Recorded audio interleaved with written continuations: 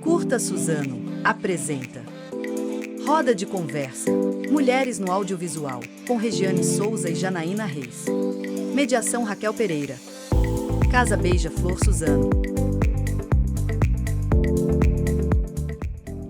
Com a companhia teatral Los Xerebas, é isso mesmo?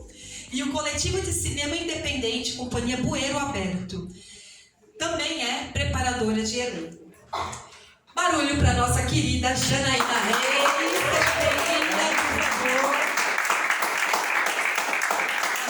Temos também Regiane Souza, especialista em educação, diversidade e sociedade, mestre em mudança social e participação política da EACH-USP. É isso? No audiovisual, atuou como pesquisadora e orientadora no curta animação Normalidade, de Lico Cardoso, um querido maravilhoso também. No documentário Diga o que Quiser, Eu Vou Ser Feliz à Beça, de Renato Cândido. E no clipe Não Precisa Doer, da Ali Black, no curta Iná. As Velas Sagradas, que estreou na 17ª edição do Festival de Cinema Negro Zósimo Bubo, além de produzir a série Itã em desenvolvimento. Como roteirista, participou das salas de roteiros das obras Falo, Deuses Descalços, Através do Olhar, Tripla Jornada e A Única Coisa que Restou de Mim. Façam muito barulho para Regiane Souza.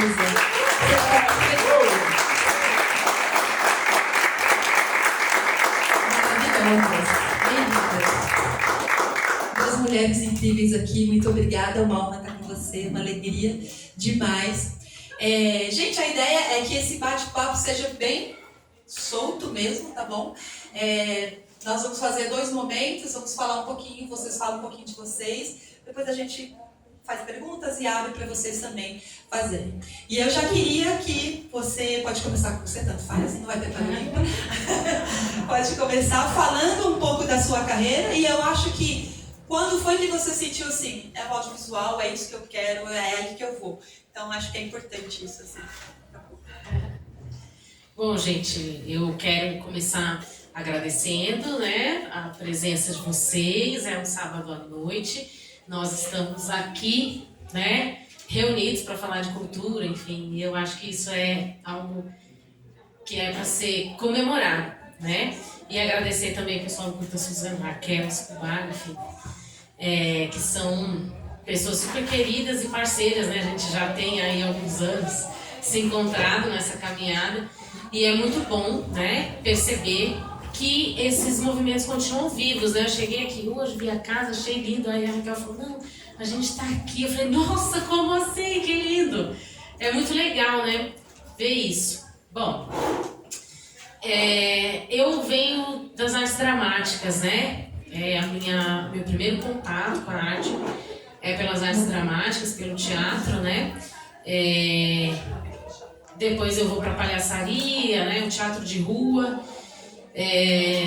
E é um lugar assim onde eu consigo experimentar, né, vivenciar a arte, vivenciar, enfim, vários contatos que depois foram chegando assim na trajetória, né? Pelo teatro eu fui conhecer a palhaçaria, fui conhecer o teatro de rua, também fui dialogar com educação, né? E hoje sou professora. Então, assim, acho que teve várias aberturas, né? E pelo teatro também eu fui para o cinema, para o audiovisual. Isso foi em 2014, através de um curso que foi oferecido pela Prefeitura de Guarulhos na época. Nós fomos, infelizmente, a primeira e única turma, né? Porque foi uma política descontinuada. Mas foi uma turma muito importante, né? Para todo mundo fazer cinema na cidade, porque até então, quando você pensava em cinema em Guarulhos, você vinha na sua cabeça aí umas 3 pessoas que estavam fazendo audiovisual na cidade. E que todo mundo sabia e tal, né? Que tinha um trabalho ali que era contínuo. Quando acontece esse curso, vem um boom de coletivos, porque foi um curso que reuniu umas 60 pessoas interessadas em cinema. Foi a primeira vez que eu vi 60 pessoas terminarem um curso. Porque a gente sabe, né, quem trabalha com arte de educação sabe que é difícil manter a turma, né? É difícil. No teatro mesmo eu nunca vi. A gente começava com 40, terminava com 20. Todos os cursos, né? E nesse aconteceu isso, né? E terminou todo mundo junto e tal. E começou um boom assim, de coletivos, né? Alguns foram criados, outros foram fortalecidos a partir desse encontro, né? Eu costumo sempre dizer que a principal colaboração desse curso foi justamente promover esse encontro entre essas pessoas, né? Mais do que qualquer técnica que a gente tenha estudado lá sobre fazer cinema, o encontro possibilitou que isso perdurasse, né? E desde então nós estamos aí, né, nesse processo. Foi assim que eu encontro o audiovisual, né? Eu já me interessava muito, assistia muitos filmes, consumia muito isso. Tinha feito, né, umas aulas de cinema quando estava estudando artes dramáticas, mas nada, né, que fosse assim para gravar e tal. E aí nesse contato, né, eu gravo o primeiro curta, depois vou gravar alguns curtas com a Companhia Beira Aberto, que é o coletivo do qual eu faço parte. E estamos até hoje produzindo juntos, né? Daí, desde então, nunca mais parei. E foi também pelo cinema que eu pude viver uma experiência, né, que foi muito interessante nos últimos anos, que é a experiência de estar à frente de uma associação, né? A gente tinha diversos coletivos de cinema na cidade e num momento a gente se reúne, né, e pensa assim, bom, nós precisamos mais do que isso. A gente precisa se organizar politicamente, juridicamente, e o jeito que nós encontramos de fazer isso foi por meio de uma associação. E aí eu tive o privilégio de compor a primeira diretoria, né, como presidente, e foi assim um privilégio mesmo, porque foi uma experiência muito bacana, né? A gente tinha uma chapa com paridade de gênero, então eram 4 coordenadores, tinha eu, que estava na coordenação geral, Pamela Regina, que estava na coordenação de finanças, Renato Queiroz em ADM e Renato Santos em difusão, fomento, produção, né? Formação. Então, assim, foi uma experiência muito interessante, porque através dessa associação é que a gente consegue reunir, então, esses coletivos, né, para fazer lutas políticas, né, para conquistas para o setor. E aí a gente tem o Paulo Gustavo, que foi uma coisa caótica e maravilhosa, né, ao mesmo tempo. E a gente vai, então, direto, né, para esse embate de se entender e falar assim, não, nós estamos aqui produzindo há muitos anos, né, nós estamos aqui na ponta e esse dinheiro tem que chegar na gente. E aí a gente vai fazer essa briga lá, essa luta e consegue, né? A Paulo Gustavo contemplou assim, um grande número de pessoas que estavam fazendo cinema nas bordas da cidade, né, fazendo um cinema que, enfim, realmente não tinham acesso a esse fomento. E aí ver esses filmes hoje saindo, você vê que é realmente uma conquista, né? E que também não é sobre a gente, aí foi um outro lugar de viver o audiovisual, porque as minhas experiências no audiovisual sempre foram na produção, direção, roteiro, preparação de elenco, né? E aí estar também vivendo essa experiência de uma associação é uma experiência muito interessante, porque você começa a se ver também num contexto maior, né? E de como essas políticas e essas discussões nos atravessam, nos impactam, como é fundamental, né? Que a gente esteja presente nelas e que a gente se faça ouvir nessas discussões. Então é isso, gente. Eu não sei se tem tempo, eu falo muito, hein, Raquel? Vai deixando isso. Antes de passar para a Rê, você falou 2 coisas que eu acho muito interessante. Primeiro é o descontinuar do poder público, né? Isso pega a gente de... Aí entra a possibilidade da associação, faz com a gente se fortaleça. Os coletivos, as associações, se elas têm esse entendimento que independente de quem tiver, do poder público, a gente vai fazer acontecer.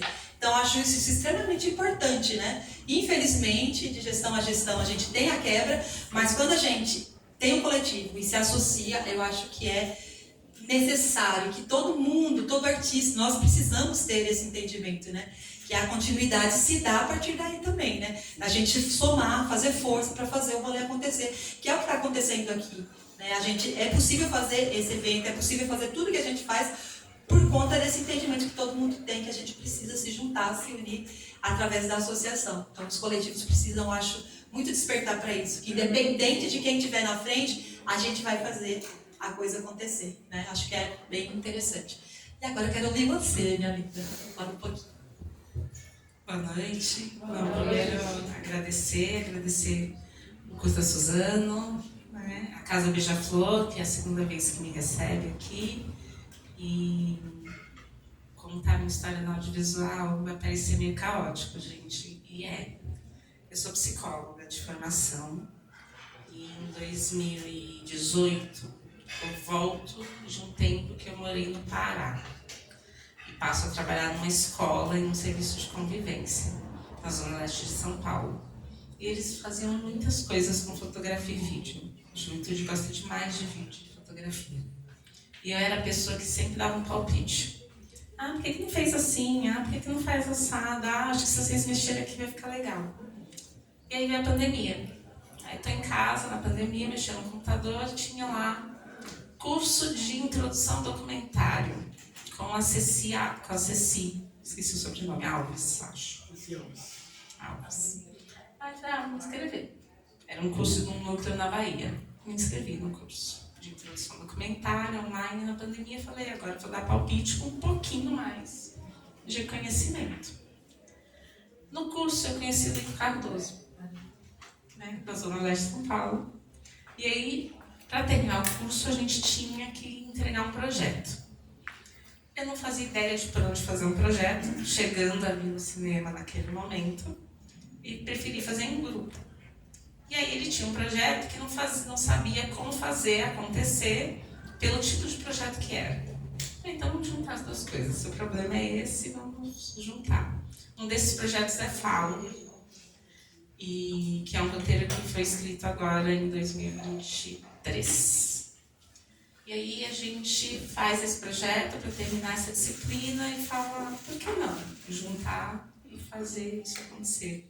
Vamos escrever a ideia desse projeto, que era o Falo, que tinha outra cara naquele momento, lá em 2020, 2021. Aí a gente foi escrever um projeto e a gente descobriu que a gente precisava ter um nome, um coletivo, não era só para a gente escrever um projeto. E assim nasce o Núcleo Altar, que é o coletivo do qual a gente faz parte, que hoje tem uma média aí umas 15 pessoas. Eu chego no audiovisual recentemente, a partir da vontade de entender um pouco mais para ajudar os adolescentes da escola que eu trabalhava. Eu já não trabalho mais na escola, continuo usando o audiovisual na psicologia e a psicologia no audiovisual. Em algum momento eu disse para o Lico assim, acho que é uma oportunidade de eu fugir da psicologia, eu não vou trocar minha profissão, eu gosto demais do que eu faço. Mas eu passo o dia trabalhando, todos os dias da semana, trabalhando, ouvindo histórias ruins, histórias tristes, histórias de violência. Ninguém vai no psicólogo dizer eu ganhei uma loteria hoje. Estou feliz que me pediram em casamento. Se alguém já foi, desculpem, mas não é uma experiência diária, é muito difícil. A gente ia ao psicólogo, seja ele na escola, na reabilitação. Eu já trabalhei na saúde, na assistência e na educação. A gente vai porque a gente tem um problema para resolver. A gente tem algo para entender. Falei, bom, vou contar a história no audiovisual, vou fugir um pouco disso, vou contar outras coisas. Todas as histórias que chegavam em mim eram histórias de violência, de morte, de dor. Aí eu liguei para o colega, liguei para o amigo e falei, Lico, não dá. Todo o curso que eu faço, quando os projetos chegam em mim, no final é alguém que se suicidou, é uma mulher que sofreu violência. Eu tinha a ideia de que fosse um respiro, né, disso. E aí ele me disse algo que eu lembro todos os dias. Agora você tem um jeito de dar um final diferente para essas histórias. Você pode transformar o que você escuta e não pode dizer para que outras pessoas consigam ter acesso ao cuidado. Então é um jeito, o audiovisual vai te dar um jeito de contar as histórias que você usa todos os dias.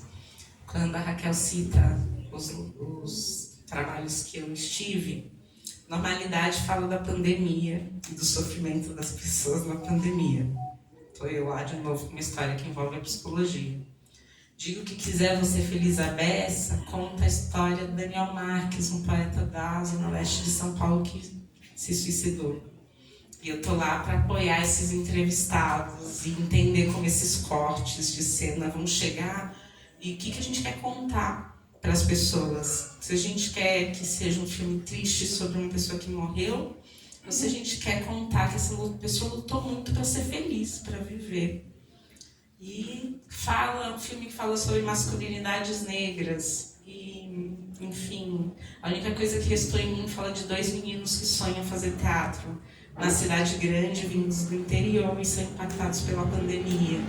Todas essas histórias, de alguma forma, têm um pé na minha profissão original. Então eu passei a não querer mais separá-las, deixei as duas juntas. Oficialmente, no horário comercial, eu estou psicóloga. Nos trajetos e no restante do horário, eu estou geralmente na escrita ou na produção, ou no roteiro ou na produção. Já fiz umas outras coisinhas, já fiz som em algum momento, mas não é, a parte técnica não é muito não tenho esse conhecimento, né? Não tenho essas habilidades. Conto histórias, né? Ou encontro meios de contar histórias. E como eu sou assim, um pouquinho agitada, a produção acaba sendo um lugar que eu fico bem. Tem muitas coisas para fazer, muitas coisas para resolver, muitos contatos, tenho que falar com muita gente, então acho que a minha profissão também me ajuda nisso. E o fato de eu ser Ked de Candomblé, que já me põe nesse lugar de fazer coisas e organizar coisas para que as coisas aconteçam. Acho que isso tudo se uniu na forma com que eu estou no audiovisual. Então acho que é um pouco disso. É recente a minha atuação, mas é intensa nesses poucos anos. Essa frase que você falou, que o Rodrigo te falou e te marca, era um pouquinho do que eu ia perguntar, de como você usa ela no seu trabalho, mas eu acho que você respondeu já e pode falar mais sobre isso, mas é do quanto ressignifica, né? Do quanto a arte, em todos os setores, ressignifica a vida das pessoas. Eu acho que é uma oportunidade incrível. O audiovisual, não é porque a gente tá nesse meio, mas eu acho que ultimamente é o que mais vejo assim, muito perto, na escola, na psicologia que você falou, tudo você pode transformar, né? Você quer falar sobre isso? Acho que posso dar talvez 2 exemplos que respondam isso. A gente consegue mostrar para as pessoas como contar histórias de forma diferente, mas também a gente consegue mostrar que todas as histórias importam. No clipe da Ali Black, eu não falei antes, mas a música também é sobre pessoas que ela perdeu para o suicídio, esse clipe. O Lico fez o roteiro e eu dou uns pitacos lá, faço uma orientação lá durante o processo. E aí, como eu sou a pessoa que gosta de estar metida nos lugares que não são os meus, eu falei, posso ir lá ver a preparação corporal? Pode. Que foram feitas por colegas de um outro coletivo, o Núcleo Nigong, colegas do teatro, que também fazem parte do Núcleo Otá. Quando eu vejo a Ali tentando, porque ela fez questão de que ela fosse a personagem, a princípio seria uma atriz, e aí depois ela decidiu o que ela faria, então foi feita a preparação de corpo. E aí eu tô lá assistindo e pensando, eu vou ficar quietinha no meu canto, não vou atrapalhar o trabalho dos colegas. Na segunda mexida na cadeira, o Nico falou, você não consegue, né? Aí eu levantei e falei pro preparador, posso dar um palpite? E aí não tem como não ter a psicologia no processo. Ela estava falando de luto, ela estava falando de sobreviver a isso, de ter essas pessoas, a história dessas pessoas com ela.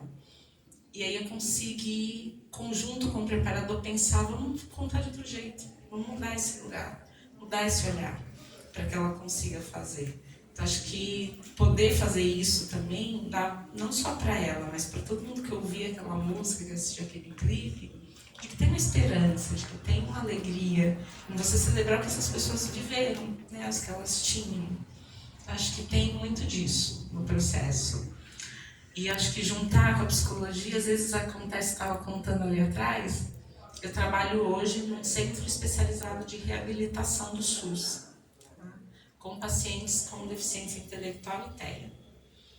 E nem fui eu que levei o audiovisual para lá, foram eles. Ou a espiritualidade deve trabalhar de alguma forma, o universo deve conspirar.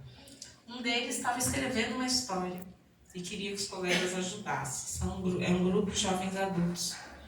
E aí, a partir dessa ajuda, eu falei, vocês gostariam de escrever uma história? De ver uma história virar filme? Né?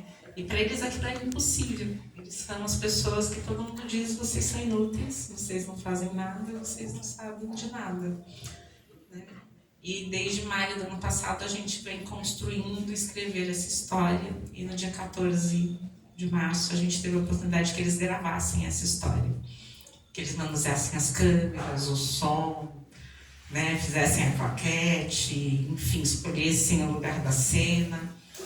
E a gente vai poder dar essa voz para eles de contar uma história que é um pouquinho da história de cada um deles, que eles escolheram contar do jeito que eles acharam melhor. Mas a gente encontrou um meio de talvez mostrar para eles que eles podem fazer o que eles quiserem, mesmo que todo mundo esteja dizendo que não. Então acho que juntar o audiovisual na psicologia é um jeito de dar voz para essas coisas, né? Mesmo no mestrado, a gente fez uma disciplina que eu fazia junto com o Nico sobre o funk, e a gente entrega o trabalho como um curta-metragem, né? Como um filme. Então, quando eu entrego um trabalho que fala da periferia do funk na academia, de uma forma escrita, num artigo, eu não dou acesso às pessoas que falam disso. Então eu fui até a periferia, gravei essas pessoas e elas não vão ouvir, entrevistei essas pessoas e elas não vão ter acesso a isso num artigo científico. Mas elas podem ter acesso a isso se é um vídeo que está na internet. Né? Então eu consigo transformar e dar maior alcance também para as coisas que as pessoas falam. E eu escutei durante essa disciplina um MC falar, eu não aguento mais acadêmicos. Eles vão lá, eles pedem para a gente fazer, eles coletam dados e a gente nunca sabe o que aconteceu disso. Eles não voltam. Né? Então, quando a gente transforma em algo que eles acessam, eles têm retorno daquilo que eles também estão doando para que a gente possa entender os processos de outra forma. Acho que é isso. Não, é maravilhoso. Eu estava lembrando aqui, Escobar, de como toca, né? Eu quero te ouvir também sobre isso, tá bom? Mas de como toca, né? Eu não vou lembrar o ano, nem o filme, mas uma galera que fez um filme lá no Miguel Badra, né? E aí você vendo eles assistindo o filme na plateia, a emoção deles, ele vendo a vida dele lá, e o que você falou é essencial mesmo. O acadêmico nunca, eles não vão acessar. Né? Então ele se vendo lá foi tão emocionante, né? Ele participando, né? Isso é para ele ali naquele momento, com certeza contar a história dele e ver a história dele reproduzida para outras pessoas, por mais simples que seja, né? A comunidade ali que ele tem mexe demais, é muito importante para eles. Foi demais isso. Queria que você falasse também sobre isso. Bom, eu faço parte do coletivo, né, Companhia Ouro Aberto, e a gente tem uma perspectiva, assim, bastante diferente, né, da perspectiva de alguns cineastas, tá, quando vão pensar em fazer, por exemplo, filmes documentários, né? A maior parte da minha filmografia são documentários. E geralmente o que você vê dos documentários são documentários sobre pessoas que tiveram grandes feitos na história, né? Sobre viagens e coisas, né? Esse geralmente é o assunto, né, dos documentários. E a gente rompe com essa lógica porque a gente se interessa muito, né? Por pessoas que não estão nessa perspectiva, né? E começa a fazer uma pesquisa, né? Sobre pessoas que compõem a nossa comunidade, que estão ali na cidade de Guarulhos e que tiveram, sim, histórias de vida muito interessantes, sem que isso tocasse essa macro história, né? Sem que o seu nome fosse escrito em algum lugar. Então a gente começa a entrevistar, a buscar essas histórias, né? Que são histórias que estão anônimas, né? E aí vão nascendo, né? alguns documentários, enfim, filmes nessa perspectiva. Sempre pensando, né, em jogar uma luz assim, em coisas que não estão sendo vistas, né? Todos os meus filmes passaram por isso, né? O meu primeiro curta, né? Ele é um documentário híbrido, né? Então, é ficção e documentário, né? E eu parti muito do ponto de vista da psicologia, né? Para discutir a solidão, né? Os processos, as vivências, e a gente começa a fazer uma pesquisa de como isso impacta as pessoas comuns, né? E constrói essa narrativa, né? E aí depois eu vou aprofundando, né, essa questão do documentário mesmo, fazendo filmes sobre movimentos culturais da cidade, né? Que não são os movimentos culturais que estão nos livros de história da arte, né? Então um desses curtas é o Palavras desse Chão, que passou pelo Curta Suzano, inclusive, foi premiado aqui, então, assim, né? É um filme que a cidade aí conhece, vocês conhecem, né? E ele fala de movimentos literários que aconteceram na cidade de Guarulhos e que não estão nos livros de história da arte, as pessoas não sabem disso, né? Então vai falar do Letra Viva, né? Vai falar de Islã do Prego, que está aí, está até hoje na Resistência, e vai trazer essa narrativa dessas pessoas comuns que construíram grandes coisas, né? Nessa cidade, né? E depois também filmes que estão mais ligados a movimentos sociais, né? Questões ambientais, né? Tem um curta que chama Olha o Teatro no Meio da Rua, que fala sobre a relação, né, do bairro do Cabo Sul, que é um bairro de Guarulhos, né? Que tem uma área de proteção ambiental, que foi uma conquista, né? Porque não era, então começa-se toda uma campanha para que seja criada essa área de proteção ambiental, e aí tem um link, né, com o teatro de rua, usando a arte, né, para falar disso, para atingir as pessoas da cidade, porque que ali, aquele bairro, né, tinha que ter aquela área de proteção ambiental e tal. Mas isso foi um movimento de pessoas comuns, né? Isso não foi um movimento de grandes autoridades e tal. Entre outros filmes que vão aí fazer essa escavação, né? Então nos interessa muito quando a gente faz documentário e também quando fazemos ficção, né? E sobre essa relação com o público, né, de transformação, porque eu acho que tem muito esse lugar, né? E isso é o que me encanta muito no audiovisual, assim, porque você chega, né? Eu acho que é uma fábrica assim de sonhos. Você começa a sonhar possibilidades, né? E como eu conto essa história, como eu construo, eu posso me colocar, então eu posso dizer isso, eu posso construir a minha história. E isso, gente, é o que mantém a gente vivo, né? Fazendo um trocadilho aí, né? O sonho mantém a gente acordado, mantém a gente desperto, né? Para batalhar e viver. E às vezes é o que falta, né? O audiovisual traz muito isso. Porque quando você começa um projeto lá atrás, na pré-produção, que você vai escrever, você vai pensar o que você vai fazer, quem você vai chamar, aquela coisa toda, você vai reunindo isso e depois você vai reunindo, você vai para a produção, você vai organizar esse set, você vai organizar essa equipe e você vai gravar, né? E você vai ver que o que você captou lá na câmera, no áudio, né? Essa parte técnica, ela foi também pensada, sonhada por alguém, por um profissional, né? E aí quando você está na pós, você senta diante de tudo isso e fala, bom, agora vamos organizar para sair para o mundo. Então tem todas essas etapas, né? E essas etapas vão transformando a gente, né? Eu acho que eu não fiz nenhum filme do qual eu não saísse assim profundamente tocada, transformada pela história das pessoas,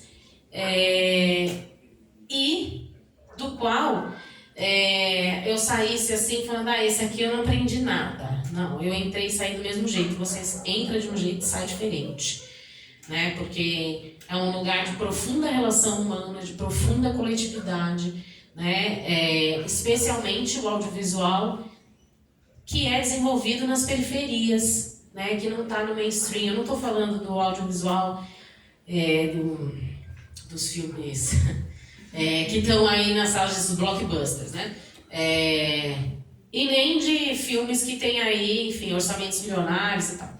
Estou falando de filmes que são produzidos nas periferias das cidades, né, e que são produzidos por coletivos de pessoas.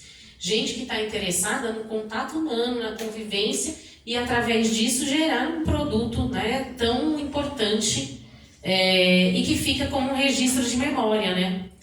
Que isso é uma coisa também que eu acho que é profundamente interessante. Eu fiz um curta sobre um poeta da cidade de Guarulhos. Ele, quando eu o conheci, ele já estava bem velhinho, né? Que é o Francisco Grosso. E ele me encantou quando eu conheci a história dele, porque eu falei assim, nossa, né? Eu lembrei imediatamente, né, de uma frase do Leminski, né, que fala assim que é muito fácil ser poeta aos 20 anos, né?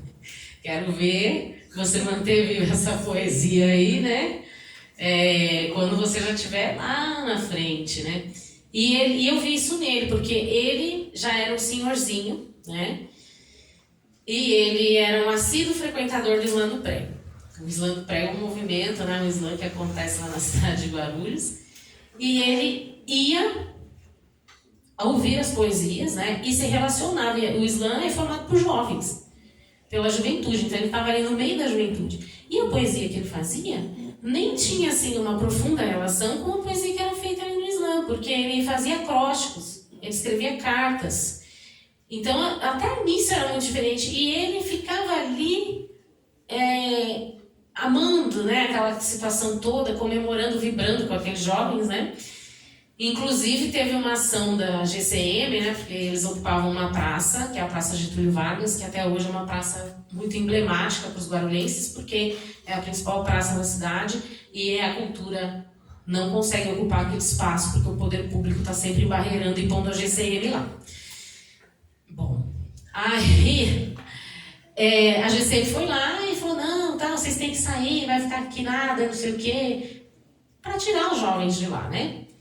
E aí ele vai lá e vai falar com o GCM, peraí, mas o que eles estão fazendo?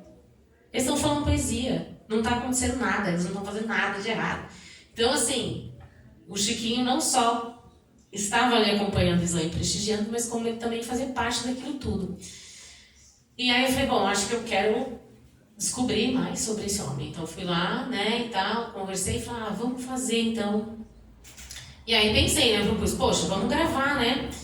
Falei, tudo bem, né, eu venho aqui e tal, a gente grava. Foi num dia que teve um sarau na casa dele, em homenagem a ele. Eu fui até lá, nós gravamos e a gravação virou uma situação dentro do sarau. Foi muito interessante, porque aí todo mundo que estava no sarau parou para ouvir a entrevista que ele estava dando para mim. E a gente foi conversando e tal, montei o filme. O filme estreou na Mostra de Cinema Guarulhense e um estudante de jornalismo viu o documentário, né? O Chiquinho já não estava mais entre nós, né? Ele viu o documentário e ele ficou encantadíssimo com a história do Chiquinho também. E falou assim, bom, eu quero escrever o meu livro sobre ele. E aí, a partir do filme, né, ele conheceu o Chiquinho, aí ele veio, entrou em contato comigo e ele conseguiu escrever um livro sobre ele. Então, você já tem 2 registros de memória de uma pessoa que essa macro-história não ia atingir, né? E isso é muito transformador, tá aí para a posteridade, né? Um outro processo que eu acho muito interessante e transformador é quando você está nas oficinas, né?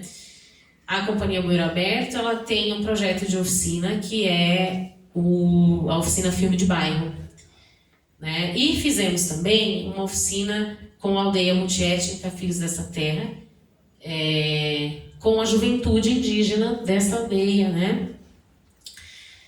E foi muito interessante, porque a gente chegou lá com a experiência da Filme de Bairro, achando que a gente ia chegar com uma proposta pedagógica fechadinha, fazer aquilo e dar aula e fazer os filmes deles e beleza. E foi totalmente diferente. Foi um processo totalmente coletivo, a gente estava ali, a gente já na hora percebeu, falou, a gente vai ter que se adaptar aqui, porque o entendimento deles é que tudo é coletivo, então eles todo mundo discutia tudo, todo mundo assinou tudo do filme, enfim, né?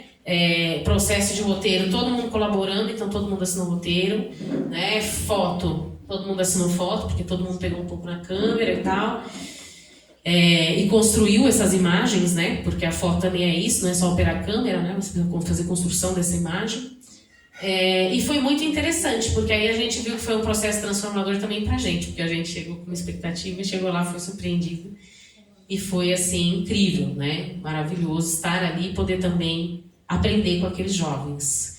Então, acho que essa relação, né, do audiovisual, mas aí eu vou da arte como um todo, né? A arte é isso, ela é transformadora. E acho que é por isso que algumas pessoas buscam tanto. Porque a gente não se sente contente no lugar que a gente está, a gente quer transformações. Então, é por meio da arte que a gente tenta consegui-las, né? E esse negócio que você falou, né? A gente não sai jamais do processo da mesma forma, não tem como, né? E sobre o filme Palavras, é emocionante, Palavras desse Chão, né? Emocionante, eu não sei porque me toca muito, porque eu sou muito do movimento de sarau, e aquele filme me pegou de jeito, assim, se puderem assistir, é maravilhoso mesmo. Parabéns pelo trabalho mesmo, foi incrível. Eu vou jogar um pouquinho para vocês, quem quiser perguntar, queria muito que vocês participassem também. Depois temos mais perguntas, mas vocês já gostariam que participassem aí. Renata, seja bem-vinda, maravilhosa. Quem tem perguntas, fiquem muito à vontade. Aproveitem, viu, gente? Suguem tudo. Deixa eu perguntar. Pode. Eu vou pedir só para perguntar aqui, porque a gente está gravando, aí a gente fica com um áudio melhor, se puder ficar mais para cá. Mas posso perguntar daqui? Não precisa de... Precisa? Pode ficar aí.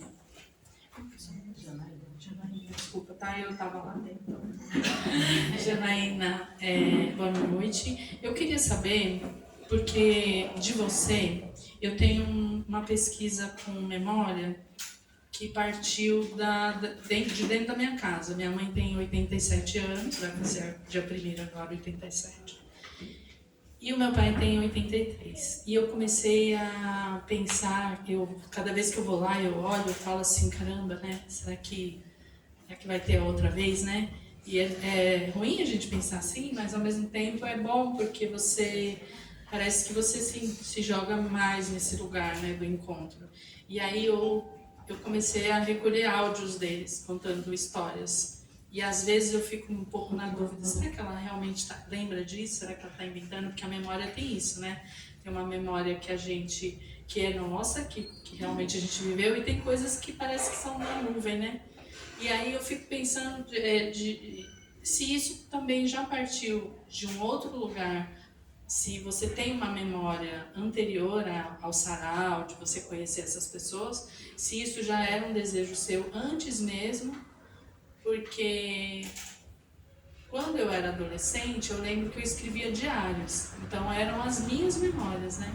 E aí eu fico pensando quantas ligações a gente tem e como é importante essas memórias serem ditas também, porque quando você me conta uma história, né?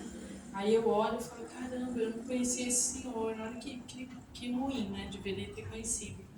Porque é uma coisa linda você ver isso. Eu fiz um trabalho paejo também, com pessoas idosas, que eu fui lá toda bonita, né? Falei assim, vou levar argila, vamos... Porque elas queriam fazer panelinha. Eu falei, eu vou levar argila, porque elas vão fazer panelinha, vão ficar tudo felizes. Quando chegou lá, tinha a Dona Helena, que a Dona Helena tinha, acho que 83 na época. E ela já também não está mais aqui. E a Dona Helena começou a falar assim, Chica, quando a minha casa, quando eu cheguei aqui em Suzano, foi eu que fiz. Aí eu, como assim, Dona Helena? Aí ela, foi eu que fiz. É só assim, você cava não sei quantos palmos, ela falou pra mim.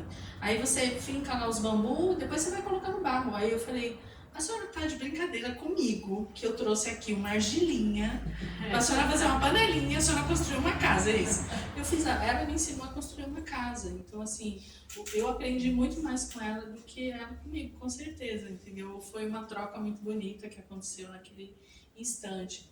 E aí eu quero saber de você, a minha pergunta é toda essa.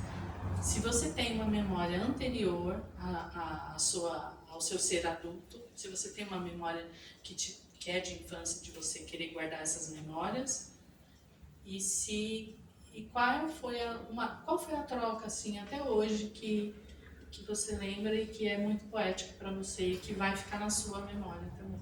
Acho que é isso.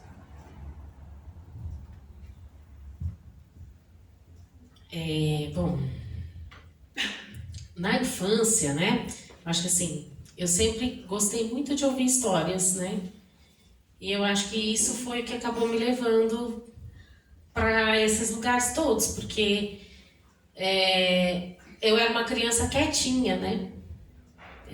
Então, não porque eu era, mas porque eu gostava de ouvir, né? Então, quando eu ouvia minhas tias, por exemplo, contando as histórias, os causos de assombração, enfim, né, dos lugares, eu achava aquilo incrível, assim. E essas histórias, de alguma forma, elas me acompanharam, né? Ou as histórias do meu pai, né, enfim, lá da Bahia, de quando ele vem pra cá, sabe? Tudo isso foi ficando ali comigo, né? E eu gostava muito de fabular coisas, né? Acho que toda criança tem isso muito forte, mas às vezes tá bem mais no desenho, né? Eu gostava de vestir coisas, sabe? E ficar fabulando ali, vestida e criando personagens e tal. E aí acho que isso acabou me levando para esse encontro com as artes, né? Mas trazendo sempre essa reflexão, assim, de origem, né? Das coisas que eu vivi e tal. É interessante falar da memória nossa, porque às vezes a gente tem esse acesso também negado, né? E eu acho que acontece com muitas pessoas, né? E aconteceu comigo também, né? Então, quando eu fui me entender por gente tentar descobrir, né? Falar assim, eles contavam todas aquelas histórias, né?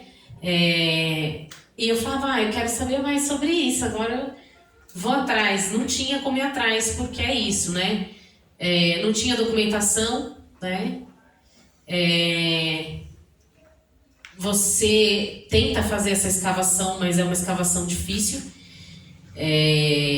sobre documentos, coisas oficiais, né? Então a escavação que você consegue fazer é no relato, né? É na oralidade. E aí isso sempre teve muito presente, então, para mim, né? E eu acho que uma situação assim que me deixou muito transformada foi no Palavras desse Chão, porque eu sempre cito essa entrevista, né? Eu entrevistei a Isabel Borazanian. A Isabel Borazanian é uma escritora, ela é poeta, enfim. E ela foi a primeira mulher a presidir a Academia Guarulhense de Letras, né? Que historicamente é uma instituição presidida por homens brancos, aquela coisa toda, né? Que a gente sabe. E eu fiquei muito emocionada de entrevistá-la e de ouvi-la, porque naquele momento eu estava fazendo aquela escavação para entender a história da literatura na minha cidade. Quais eram os movimentos artísticos, literários que aconteceram, né? Como chegou na gente, né? Como que a gente se encontra no meio desse processo.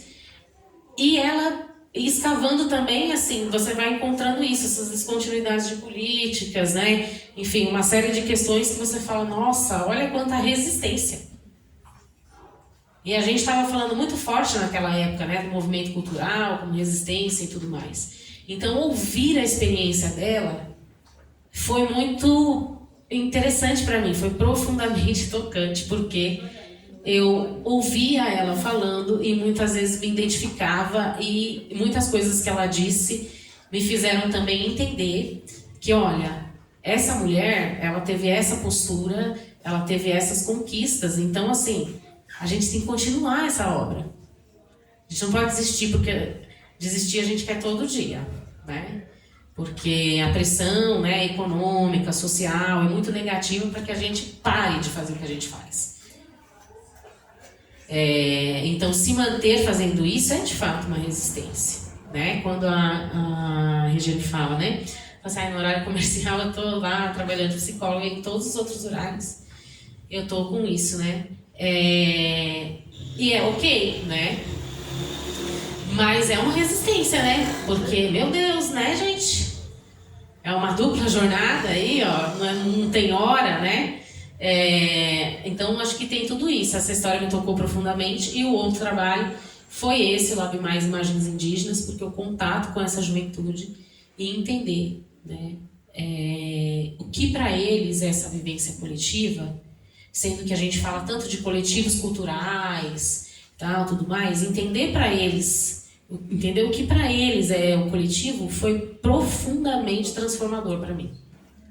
Porque aí teve coisas que eu olhei e falei, a gente fala toda hora de coletivo cultural, mas também não é tão coletivo assim.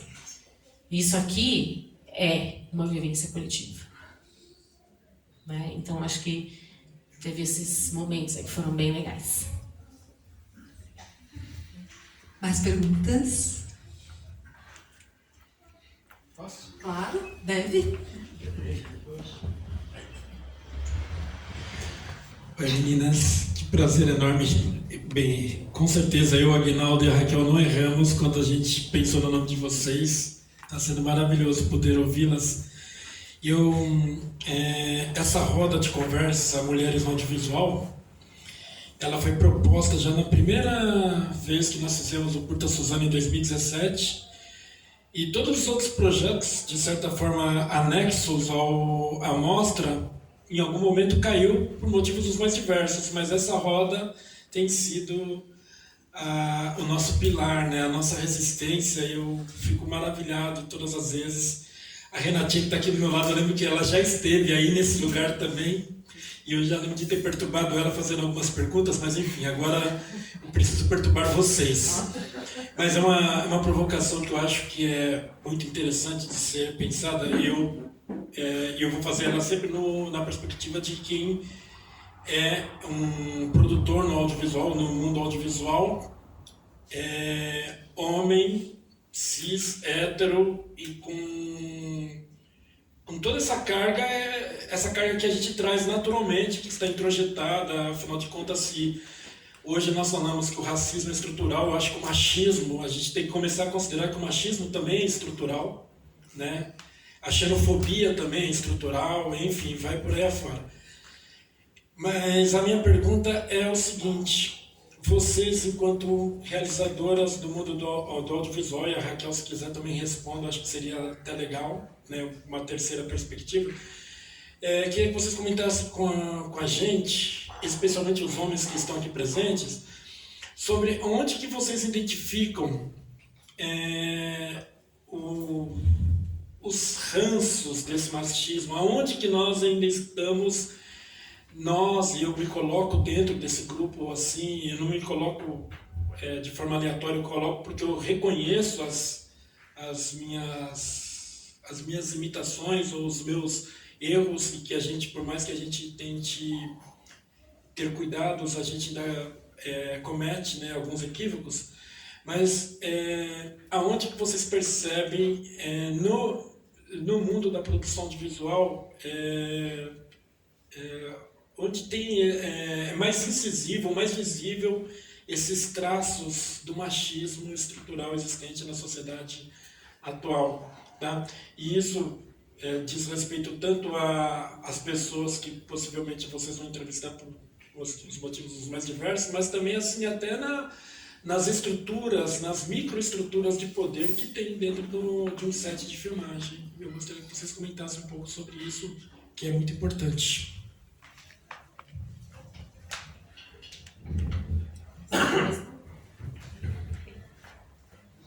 Bom, minha caminhada é curta no audiovisual, mas diretamente posso dizer que nos cargos que as pessoas têm como poder, isso ainda é muito presente. E eu estou chamando de cargos de poder aqueles que vão o nome no filme. Cargo de direção, em especial, cargo de roteirista, às vezes também, e o cargo de produção executiva, que é a pessoa que está com o dinheiro. Eu acho que nesses lugares as pessoas ainda tentam colocar sempre homens. E quando é uma mulher, a gente tem, por parte de algumas pessoas da equipe, às vezes, que lutar para estar ali, para ser ouvida e para ter voz. E algum desses projetos foram citados aqui, nós já tivemos situações que precisamos convidar a sair, ou que a pessoa se convidou a sair quando foi confrontada com o fato de que ela ia ter que falar com a mulher para resolver as coisas.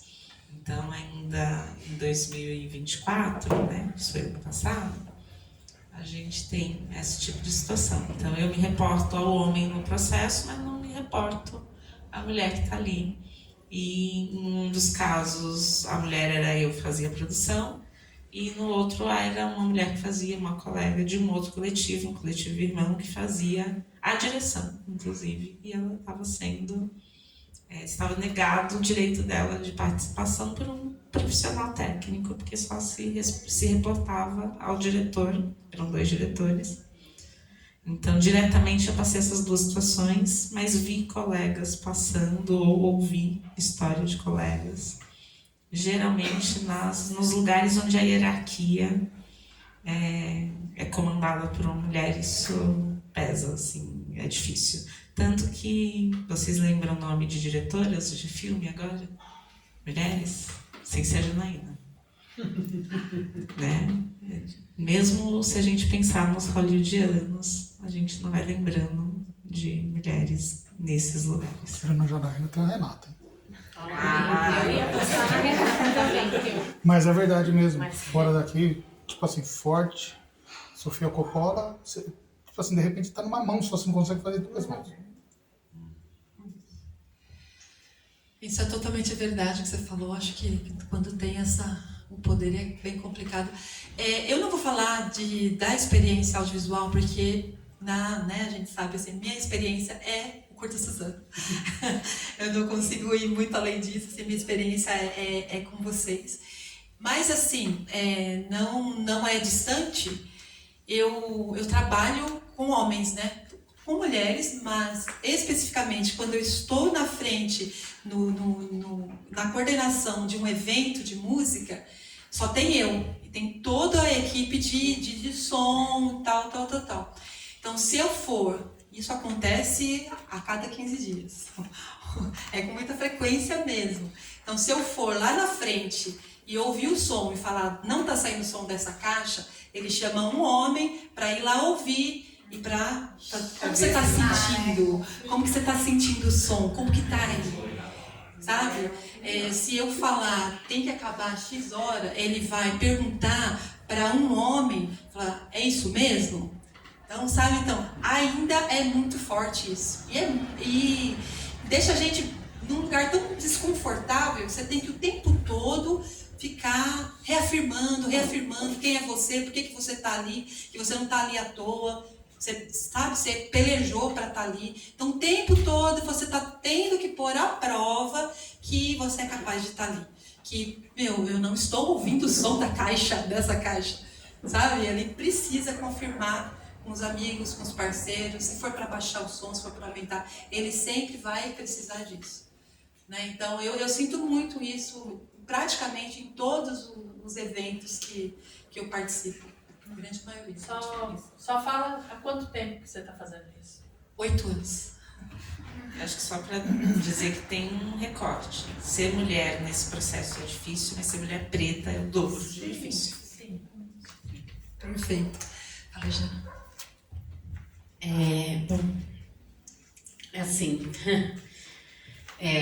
eu acho que tem muitas vivências, né, que foram problemáticas nesse sentido, né? Eu vou destacar algumas, assim, acho que eu faço produção, direção, né? Geralmente é isso. E é difícil porque você está sendo constantemente questionada e testada, né? Por que isso e não aquilo, né? Porque, como se aquilo não fosse seu, né? Como se você não tivesse atenta, sei lá, né? Então é um lugar que constantemente você tem que estar falando e reafirmando, e isso é muito exaustivo, assim, de verdade, né? E você vê que não acontece a mesma coisa com outros colegas que quando estão nesse lugar, né? Então, mesmo estando em lugares de liderança, né, é difícil você se fazer ouvir, né?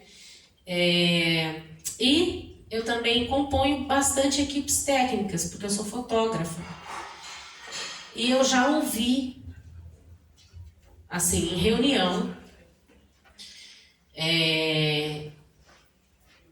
que, não, mas se você vai dirigir, não era eu no caso, era uma outra companheira, eu estava compondo a equipe do filme dela, né? Mas se você vai dirigir o filme, você não pode assinar a fotografia. Aí eu fiquei assim, né? Não podia não. O filme é dela. Aí, né, e ninguém perguntando, e ninguém falando nada, aquilo me consumindo, e ele só repetindo. Não, porque eu vou fazer isso, eu vou trazer fulano e o Beltrano, tudo homem. Aí eu falei, mas peraí, por que ela não pode? Porque ela já é diretora. Como é que ela vai gravar? Eu falei, peraí, meu bem. Uma coisa é ela dirigir a fotografia, outra coisa é ela operar a câmera.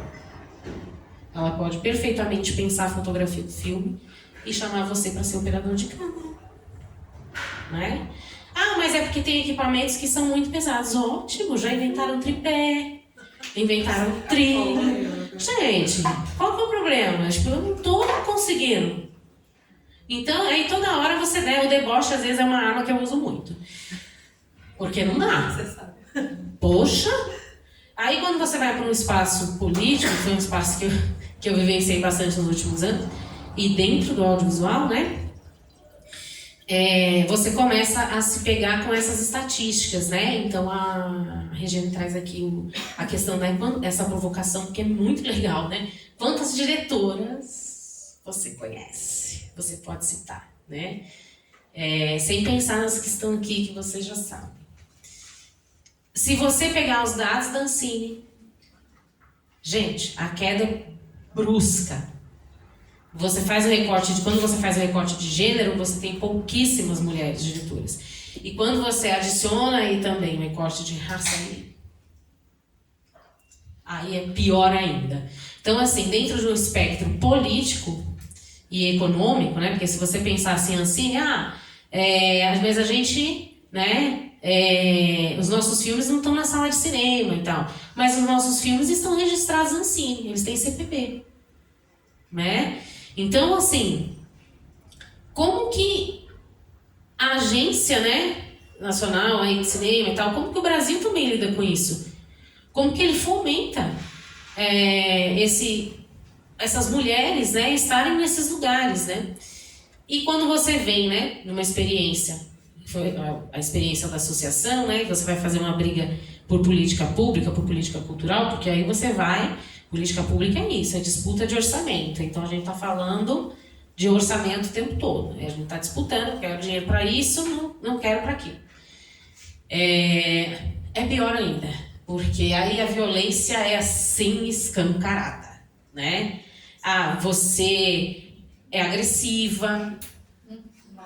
Histérica. Você está um pouco histérica, você está um pouco descontrolada. Está de TPM, autoritária, lá você viu? Ditadora. Gente, se fosse um homem, né? Aí quando você vê um homem ocupando esse mesmo espaço, você vê que ele não passa por nada disso. Mas você passou. Porque de alguma forma as pessoas se sentiram autorizadas a te questionar e a ironizar o que você estava fazendo. E qual é a explicação para isso? Né? Eu não consigo ver outra, então assim...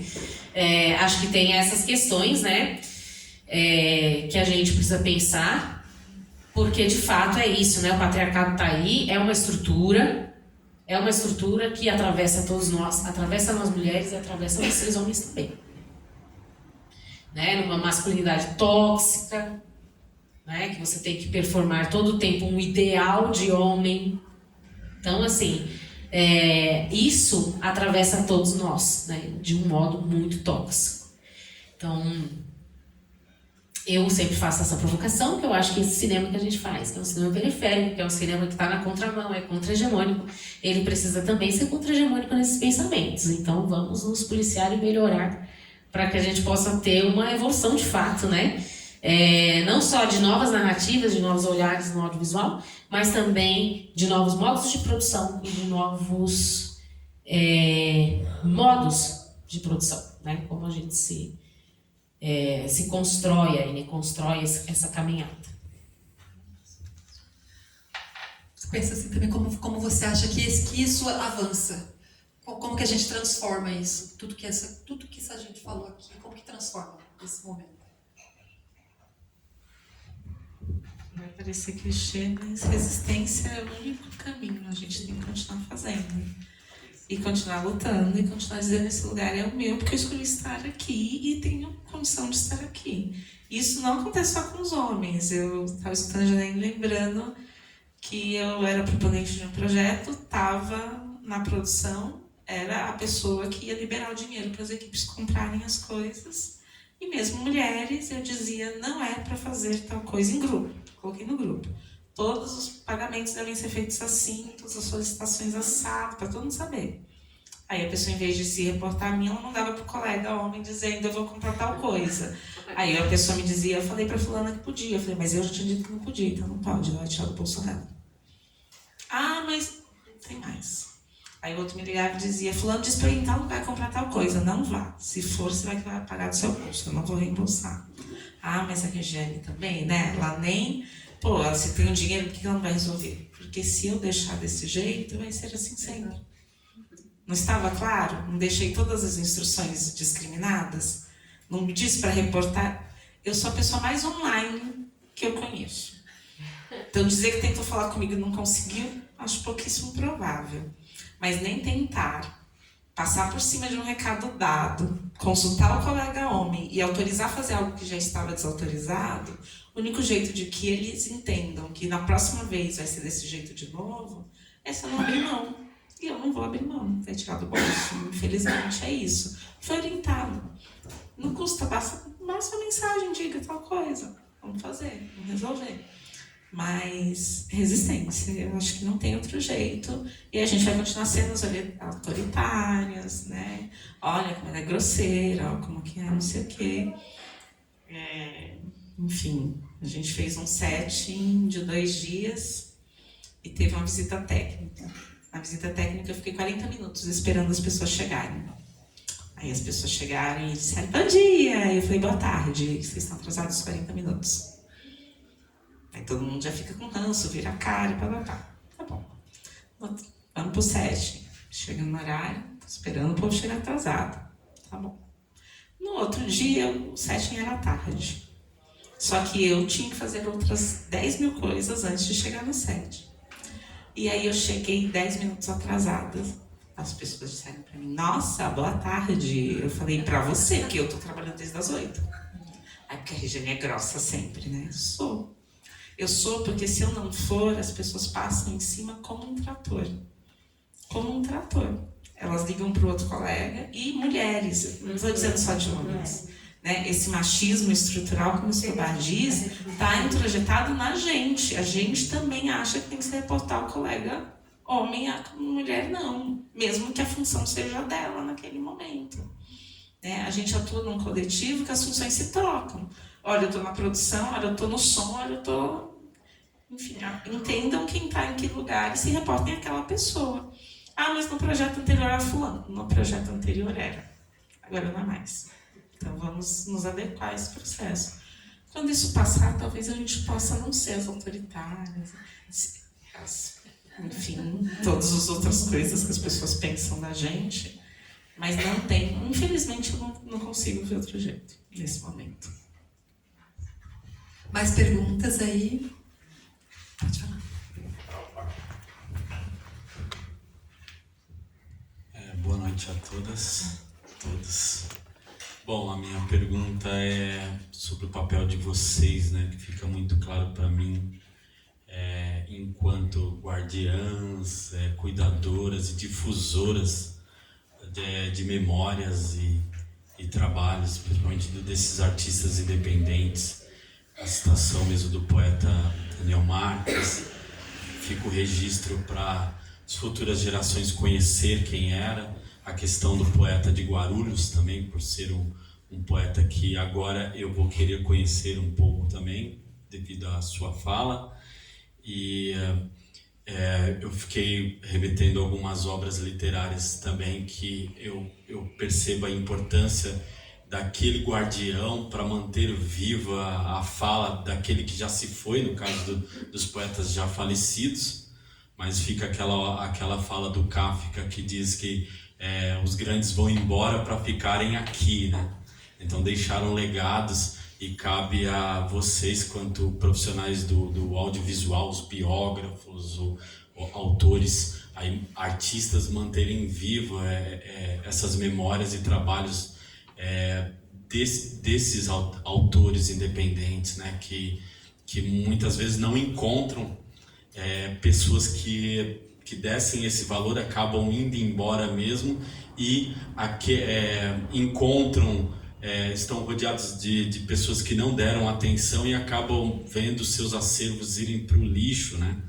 E até mesmo vão parar em caçambas e por aí, ou as obras são vendidas em sebos, e é claro que em algum momento alguém encontra num sebo e descobre, foi o que aconteceu com Úrsula, né, da Maria Firmina dos Reis, foi descoberta num sebo também.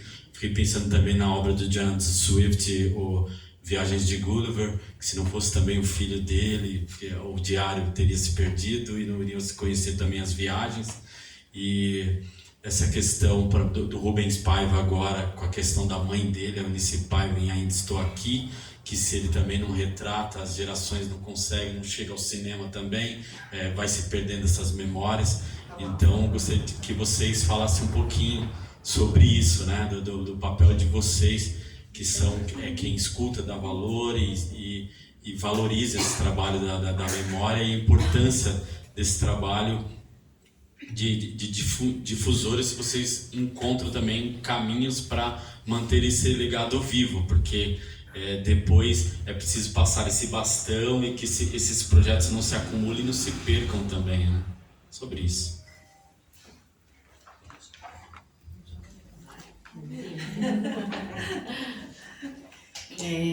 Bom, eu acho isso assim, super importante, né? Como eu falei, eu adoro ouvir as pessoas contando histórias, né? Porque isso vai me alimentando. Então também leio muito, né? E eu quero falar de uma experiência, porque assim, eu falei, né, faço bastante documentários e tal, e nem sempre aquela história precisa virar um documentário. Às vezes ela vira uma ficção, né? Às vezes você vai assim fabular em cima daquilo e vai transformar aquilo numa ficção, né? Às vezes você vai fazer esse link com a obra literária e a obra audiovisual, né? E aí eu vou citar uma série que nós fizemos, foram 5 curtas sobre livros, né? Porque assim, na Poeira Aberta nós temos 2 companheiros que são escritores, tem um projeto de uma editora independente, que é a editora Letras do Subsolo, né? E eles lançaram 5 livros e nós fizemos os documentários, os filmes sobre os livros que eles lançaram. Um desses livros, né, nessa série eu estava na fotografia, né? Um desses livros é um livro de ficção, né? Enfim, é um romance, tá? Ele chama Dos Cortiços à Luz. Foi escrito pelo Renato Queiroz. E ele escreve esse livro, né, essa história, a partir de histórias que a avó dele contava para ele, né, de viver em cortiço, aquela coisa toda, né. E aí ele vai ouvindo essas histórias e ele escreve esse livro, né, vivendo também um processo de luto porque a avó tinha falecido e tal. E aí ele escreve essa história, integrando as histórias da avó dele, do cortiço, a questão do cinema, a questão da boca do lixo ali na região da Luz, né? Como essas pessoas também chegaram para Guarulhos. O personagem tem todo um percurso, o livro é muito bom, gente, vale super a pena. A editora Letras do Subsolo, eles têm uma loja online e tal, então, assim, é bem bacana essa história. E foi uma história criada a partir de histórias que ele ouvia da avó. E fizemos um documentário sobre o livro, né? Contando esse processo e mostrando, né, como foi a construção e tal. Então, assim, é muito legal. Eu acho que esses dois universos, né, eles estão muito conectados, né? E isso é sobre criar memórias e registros, sim, porque isso fica, né, como uma fonte de pesquisa, né? Não só de entretenimento, das pessoas assistirem e tudo mais, mas como uma fonte de pesquisa também. E aí eu faço, né, porque esse é o momento que eu estou vivendo agora, numa angústia de pensar assim, nós fazemos tantas obras, para onde estão indo essas obras?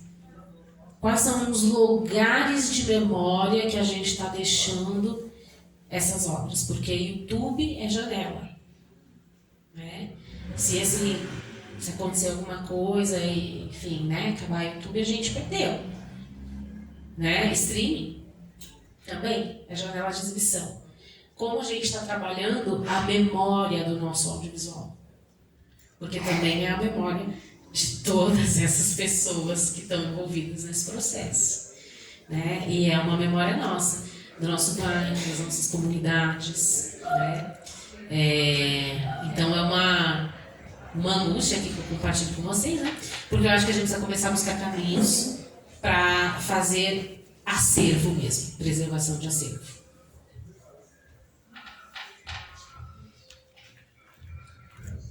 Para além da gente conseguir contar as histórias, a gente precisa fazê-las chegarem nos lugares, né? Eu tenho me deparado com a distribuição recentemente, e quanto é difícil, porque todo mundo trabalha no set, faz a aposta e depois o filme vai para onde, gente? Para a gaveta? Não adianta contar uma história que só eu vou acessá-la, né? A gente produziu Onde a Terra Ferve e estamos na distribuição. E a gente tenta fazer chegar em todos os lugares possíveis, porque cada coletivo daqueles que topou contar sua história pra gente merece ser conhecido, né? Merece que as pessoas saibam que eles existem embaixo da linha do trem em São Miguel Paulista, né? Então, acho que a distribuição e o acervo, onde é que a gente está colocando tudo isso? Na era das nuvens, né? E do digital. Acho que é algo que a gente precisa pensar também, assim, acho que mais... Me deparei com a distribuição como um lugar que a gente fala muito na academia também, né? Não adianta eu escrever um trabalho que ele ser engavetado. O que adianta gastar 2 anos de pesquisa para um mestrado e ele está na gaveta? Né? O meu ainda está na gaveta. Ele vai ser publicado agora na biblioteca da universidade e eu ainda vou publicá-lo. Mas ele não pode ficar na gaveta, não faz sentido. Não faz sentido para ninguém que respondeu aquela pesquisa, que não vai ter acesso àquilo. Eu acho que para o audiovisual é a mesma coisa. Não faz sentido a gente contar histórias, coletar histórias que a gente não vai distribuir. Né? Falando do Daniel Marques, eu não conheci Daniel Marques. Né? Eu conheço o Daniel Marques que os amigos conhecem. A partir do momento que eu sou convidada para estar lá, na primeira exibição, pensando que todas aquelas pessoas participaram desse luto muito próximos, né? Então, eu assisti a primeira exibição daquela entrevista e era viver o luto do Daniel. Eu estava lá muito mais psicóloga do que produtora, mas quanto isso fez diferença para esse processo, né? O filme que hoje, se vocês assistirem, vão ver, não é aquele que foi exibido da primeira vez para os entrevistados. Ele mudou muito. Mudou para que ele fosse... para que ele atingisse pessoas que não só aquelas que conheceram o Daniel, mas os que não conheceram também, como eu, né? E que sabem de uma história linda que ele contou enquanto em vida. Então, acho que essa memória precisa ser registrada. Apesar de eu vir... minha ancestralidade fala que a história oral é importante, né? A gente precisa contá-la de boca em boca para todo mundo. Mas a gente tem visto, inclusive nas religiões de matriz africana, que elas vêm se perdendo. Né? E elas vêm se perdendo, não sei se porque as pessoas não estão contando, mas talvez porque as pessoas não estão ouvindo. Né? A gente teve a oportunidade de gravar Iná. Iná nem era um projeto de documentário. Iná era um projeto de resistência, talvez, mas de enfrentamento ao racismo religioso. A ideia era que a gente produzisse vídeos de 1 minuto, com velas sendo acesas, uma saudação a um orixá e um cântico. Inicialmente a gente ia passar um tempo fazendo isso. O Núcleo Elotá não é um coletivo religioso, mas tem um pezinho forte na espiritualidade.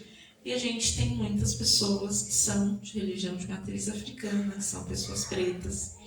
E a gente entendeu que a gente tinha um papel social aí nesse processo. E aí as coisas foram acontecendo, a gente acabou em Salvador, gravando um documentário. Um setting de umas 15 horas, porque a gente não tinha dinheiro, então a gente viajou com o que tinha, no final de semana para não perder o dia de trabalho, e conseguimos convencer a Casa de Oxumaré a dar entrevistas no meio de uma função. Então foi assim, muito louco. Mas também uma experiência muito grande. Para mim, que tive que viver as duas coisas em especial, porque eu não sou visita, né? Uma vez que eu sou iniciada, eu também trabalho na função. Então, pensem aqui onde a gente vai gravar isso, eu vou lá na função, daqui a pouco eu volto e a gente faz a entrevista. Quando eles derem intervalo lá na função, a gente faz a entrevista, quando der intervalo na entrevista, termina a função. E eu estou contando tudo isso para dizer que é uma casa de tradição oral, que tem alguns registros já. Mas por que eles têm alguns registros? Tem livro, tem alguns documentários, e a mãe Sandra de Iemanjá, que é a querer da casa, ela fala, inclusive, na entrevista. Eles foram obrigados a correr com a escrita de uma história, porque o governo não aceitava o tombamento, porque a história é oral. Porque toda a história de uma casa centenária, que tem 156 anos, se não me falha a memória, não estava escrita. Então eles não aceitavam.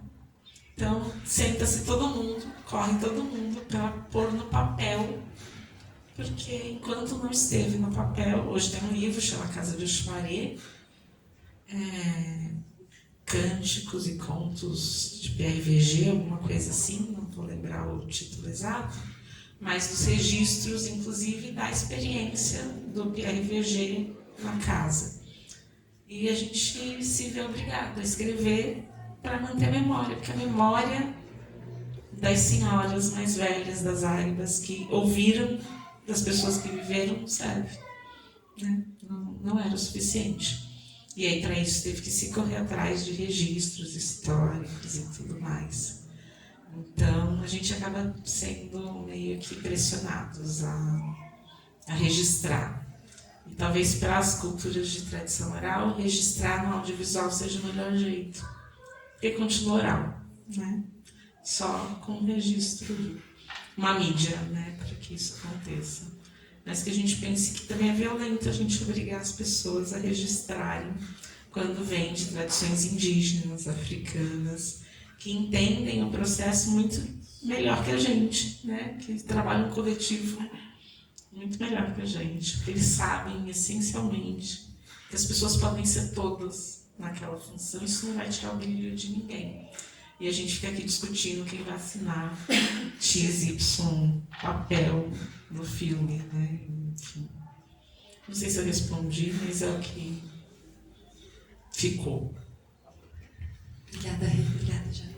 Mais perguntas? Tem.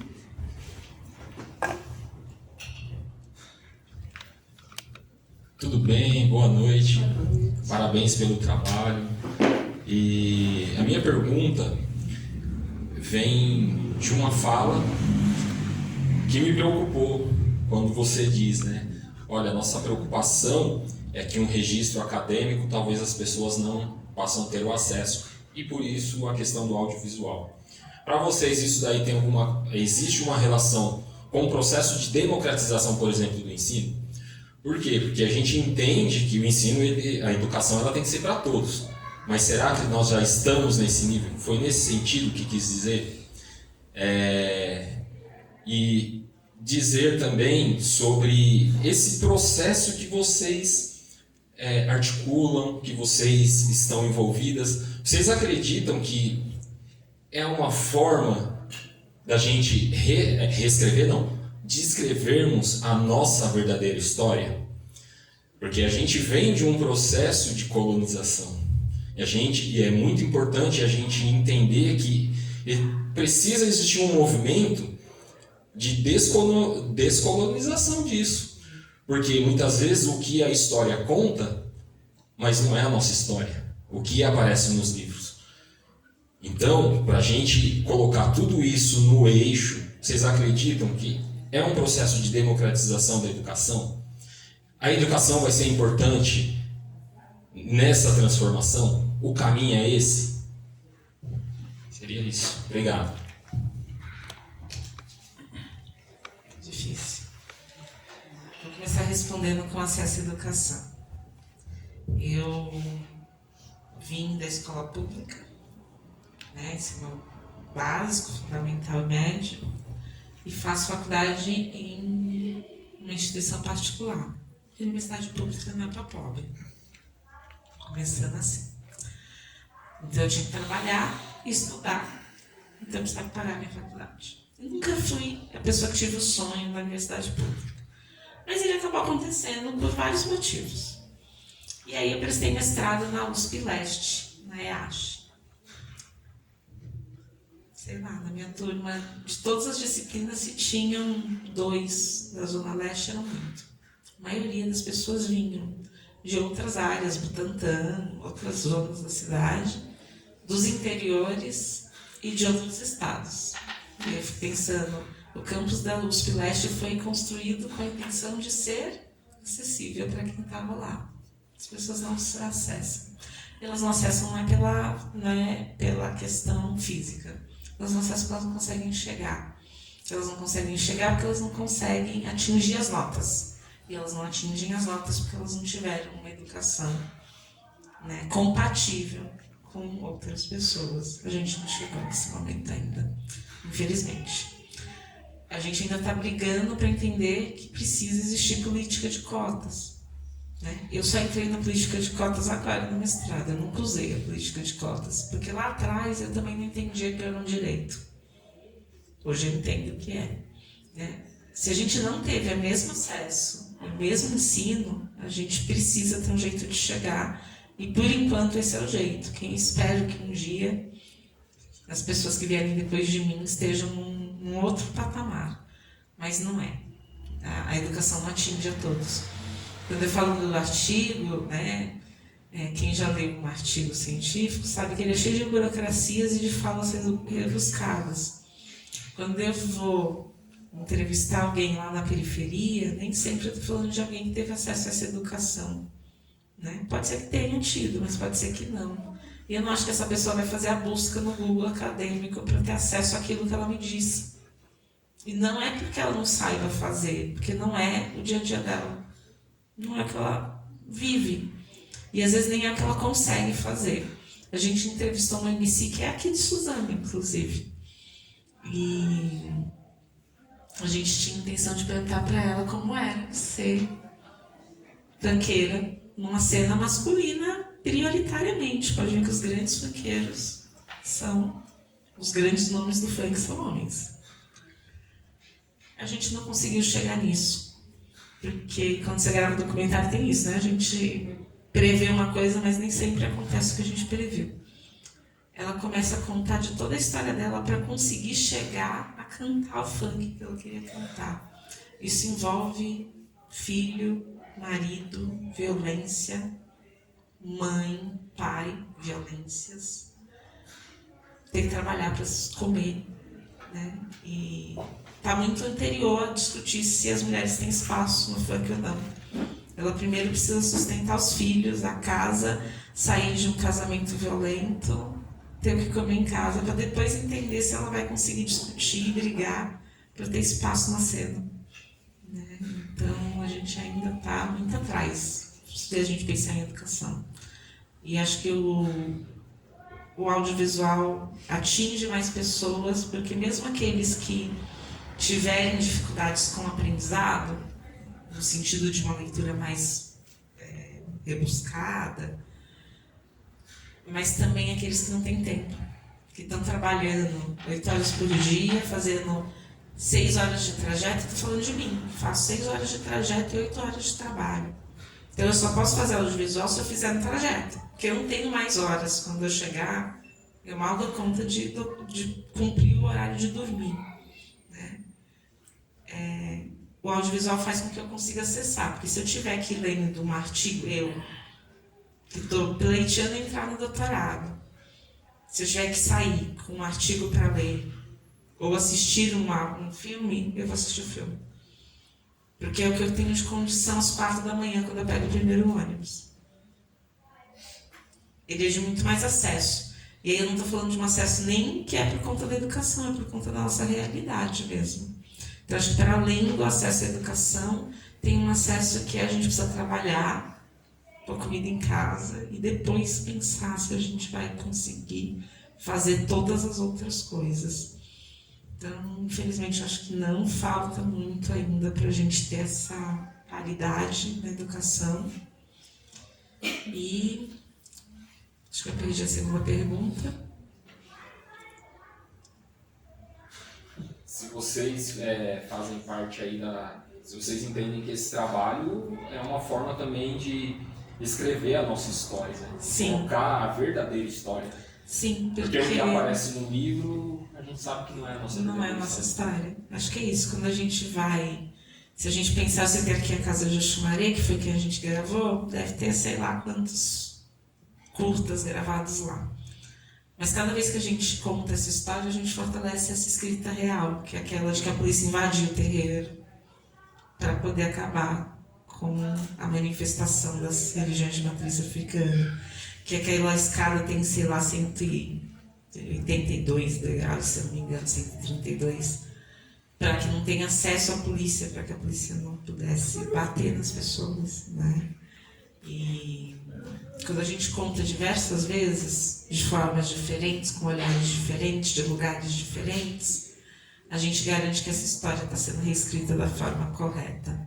Nesses dias eu vi um vídeo e alguém perguntando: filhas têm para a escola, quem foi que descobriu o Brasil? Foi Pedro Álvares. Eles não descobriu o Brasil, os indígenas já moravam aqui, a criança responde.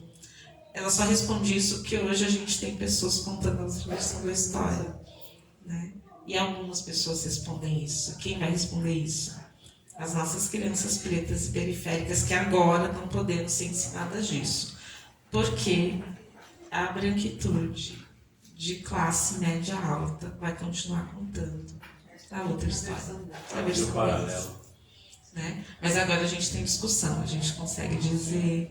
Então a gente vai continuar contando a história das MCs, que os MCs não são os únicos, né? Tem mulher aí fazendo funk também.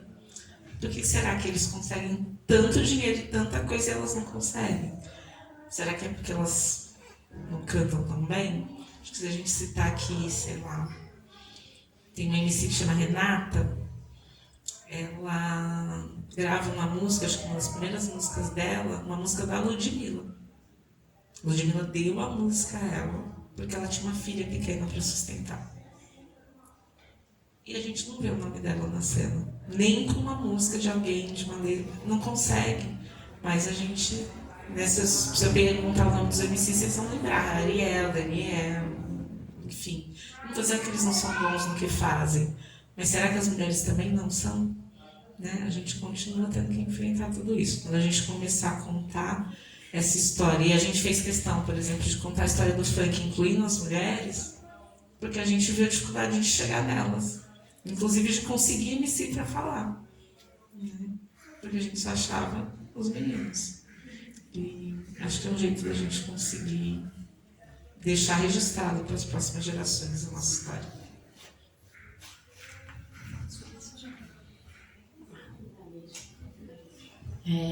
Porque assim, né, gente, a educação, ela é um buraco, né?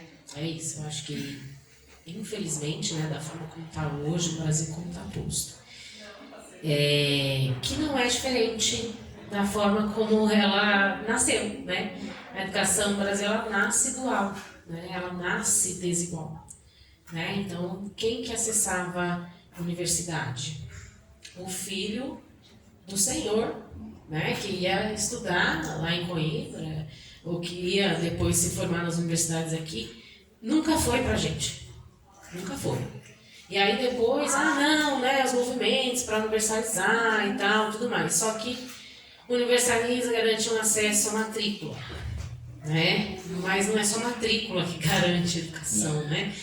E aí começa a vir uma discussão sobre qualidade, mas a discussão sobre qualidade é feita de uma forma muito irresponsável, né? E aí começa a vir uma distribuição super irresponsável de recursos, porque eu coloco mais dinheiro na escola que já está funcionando bem, na escola que não está funcionando eu deixo lá, dane-se.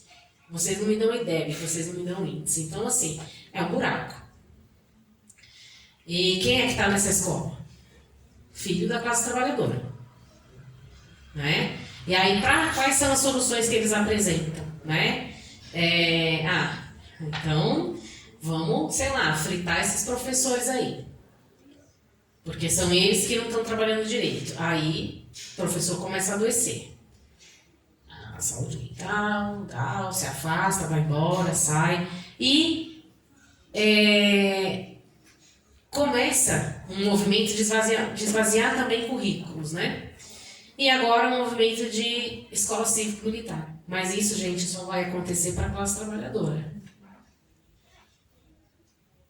A galera das elites, os filhos ainda, né? Eles vão continuar estudando e acessando essas universidades públicas, que nós não conseguimos, né? Ou quando conseguimos, com um esforço assim tremendo. Bom, vocês ouviram uma história aqui, né?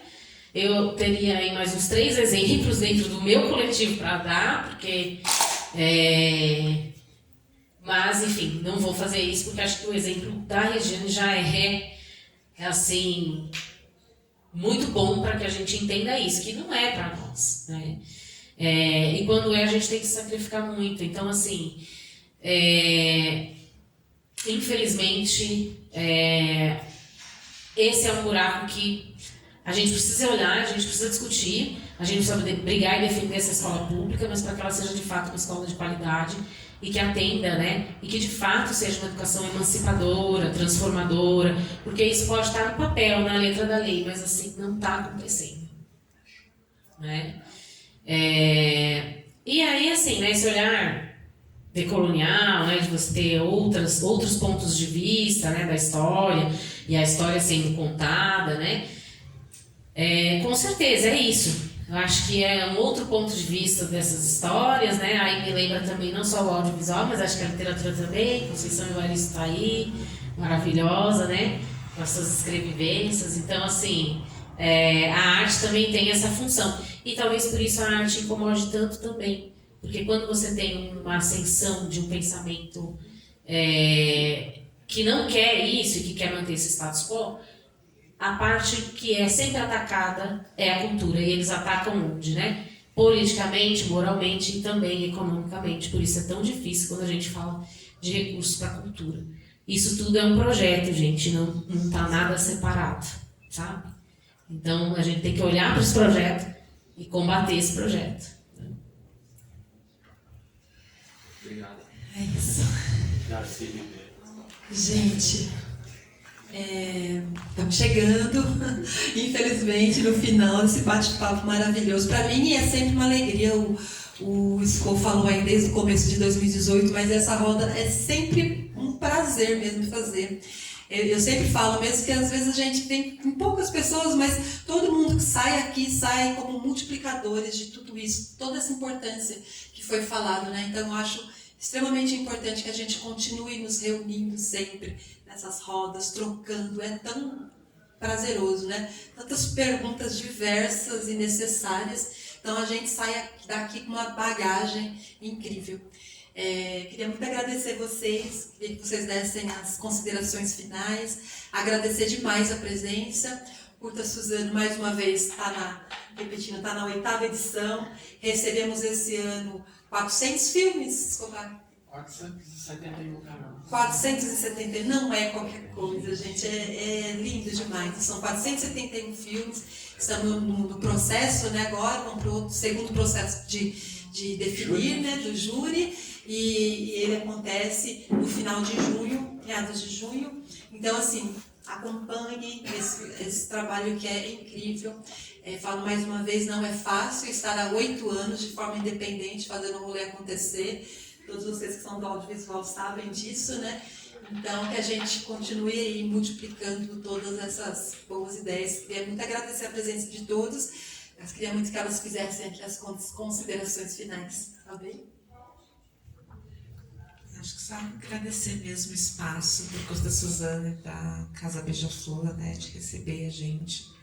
A gente não se conhecia e acabamos se descobrindo, somos quase vizinhas. Eu sou de Guarulhos também, aqui o coletivo atua na Zona Leste. Mas eu moro em Guarulhos, né? Então eu acho que a gente vai ter bastante figurinha para trocar também. Eu acho que esses espaços, além de tudo, promovem encontros, né? Promovem parcerias futuras. Eu acho que tem que continuar existindo, sim. Você falou de poucas pessoas às vezes, mas as poucas que vierem sempre vêm, acho que para contribuir, para somar. Acho que a gente faz para aqueles que estão. E a gente sabe também que é muito difícil, né? Eu falei aqui dos meus horários, não quero que fique a impressão de um grande sofrimento, mas é isso, a gente mora numa cidade enorme, eu moro numa cidade, trabalho na ponta da outra e atuo em outra ponta da cidade enquanto coletivo, mas eu também escolhi não desistir das coisas, escolhi continuar nelas, né? Estar nelas. E às vezes a gente também tem que escolher descansar, estar em casa, e às vezes a gente até olha e fala que queria estar ali, mas a gente também precisa parar às vezes, né? Então, que a gente também nos respeite nesse sentido do tempo, do espaço e do corpo, né? A gente vem aí do evento anterior falando desse cuidado, desse autocuidado, mas que a gente não desista dos nossos sonhos. É difícil, é uma luta, mas a gente vai conseguindo. De pouquinho em pouquinho, construir as nossas narrativas e deixar as nossas memórias. Então, agradecer só a todo mundo a presença, poder trocar com essas 2 mulheres incríveis também. Bom, gente, obrigada pela escuta, pela partilha, né? Pelo espaço. Gente, é muito bom, assim, né? A Raquel falou, estava aí, com certeza. Porque isso aqui é muito legal, né? Essa troca, essa vivência, isso nos fortalece, sabe? Então, hoje, poder encontrar vocês, conversar com a Regiane, tal, isso com a Raquel aqui, né? Isso fortalece a gente, deixa a gente mais forte para continuar e resistir. Então, obrigada. Eu quero deixar aqui algumas redes sociais, tá, gente? Sigam lá Companhia Bueiro Aberto, que é o coletivo do qual eu faço parte, a SING, que é a Associação de Cinematografia Independente de Guarulhos. A gente tá aqui do lado, né? A gente é vizinho, então é isso, né? A gente tem que estabelecer mesmo parcerias. E o meu Instagram pessoal é @donadaideia. Quem quiser trocar mais uma ideia comigo, fique à vontade lá que a gente desenrola essa ideia. Obrigada, gente. Maravilhosos. Barulho para essas mulheres. Muitíssimo obrigada. Sou fã demais de vocês. Obrigada mesmo. E a gente sai daqui renovado, cheio de ideias. Eu saio cheia de ideias e eu vou cutucar vocês. Pode ter certeza. Obrigada, gente, mais uma vez. Eu queria convidar a Rê para dar um recadinho. A Rê é coordenadora do Polo de Cinema e Audiovisual aqui de Suzano. E aí eu queria que ela desse um recadinho, que tem ações, né? Primeiramente, muito obrigada aqui pela Raquel. Parabéns ao Suzano, né, que chegando na 8ª edição, mas já são 9 anos, né? São 9 anos isso? Teve um ano que não houve, né? Edição ano passado. Ano passado. Ano passado, são 9 anos desse coletivo, né? Então, a resistência aqui, parabéns. E parabenizar também que desde o início houve essa roda de conversa aqui com as mulheres, né? Eu tive o prazer de estar na primeira, foi em 2017.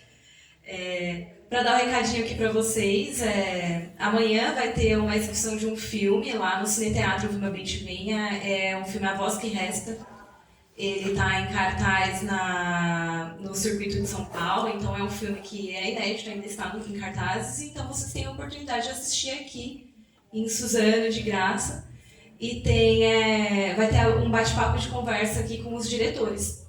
Então é uma oportunidade também de trocar com os produtores do filme. É uma ação mediada pelo MIS, o Museu da Imagem e do Som. E aí vai ter essa roda de conversa com os mediadores do MIS também. Então é uma oportunidade de assistir um filme inédito e também trocar com os produtores. Horas? Será amanhã, às 19 horas, lá no Cine Vilma Beach Bay. Gente, eu cometi uma gafe aqui, desde o início. Eu não apresentei meus amigos do Curta Suzano, né? Mesmo que todo mundo veio que já sabe. Mas Escobar Franelas, parceiraço, Aguinaldo chegou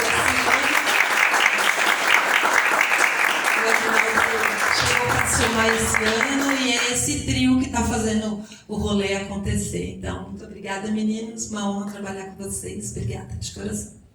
É isso, amores. Lembrando que tem drinks, o bar está aberto, o bar da Casa Beija-Flor está aberto. Fiquem muito à vontade. Continuem nos acompanhando. A gente tem evento aqui sempre.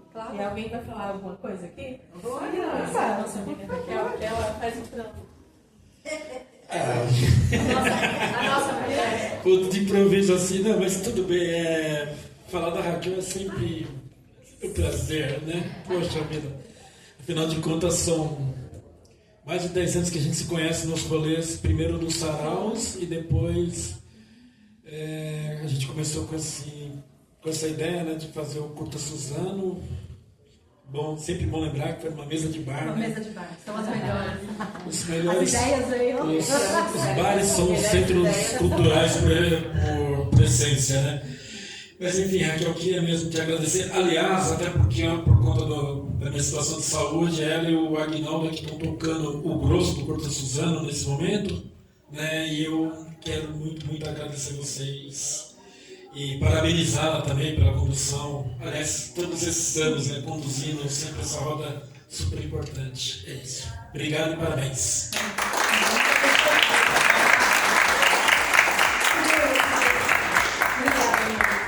A gente segue aí, então, com a nossa casa aberta para vocês. Fiquem muito à vontade. Tem uma exposição linda lá na sala do meio. Então, fiquem à vontade pela casa, tá bem?